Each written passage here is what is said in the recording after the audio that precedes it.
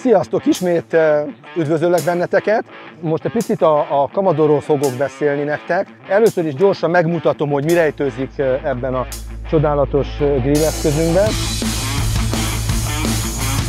Egy oldalas pihen itt nekünk szépen ilyen alacsonyabb hőfokon, füstöljük, illetve sütjük. Mit kell tudni a Commodore-ról? Egy zárt rendszerű kerámia sütő, az alsó részében van egy samolt gyűrű, egy kis kosárka, ami tartja a szenet, azt begyújtjuk, illetve az két szellőző nyílás itt a lenti részen, illetve a fenti részen távozik, itt jön be a levegő, itt távozik. Minél jobban kinyitjuk, ugye annál jobban nagyobb levegőt kap, ezáltal ugye föl fogja melegíteni, tehát a tüzet a levegő táplálja, tehát minél nagyobb levegő éri, annál nagyobb lesz a tűzünk, és megy föl a hőfok. Ha lezárjuk, becsukjuk, akkor kevesebb, úgyhogy vissza tudjuk folytani. Nagyon precízen tudunk ezen is hőfokot állítani, ezen grillezni is lehet, de még barbecue-ra is tökéletes. Annak ajánlanám, aki gyakorlatilag egy ilyen komplex grillt szeretne vásárolni, mert szeret grillezni is, de szeret barbecuezni is, az mindenképpen egy ilyen Commodore-t, egy ilyen zárt rendszerű kerámia grillt vásároljon,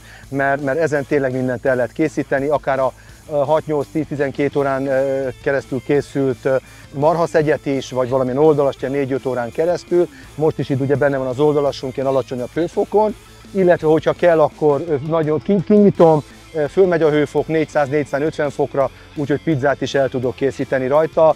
Szóval ez az a grill készülék, ami gyakorlatilag bármire jó.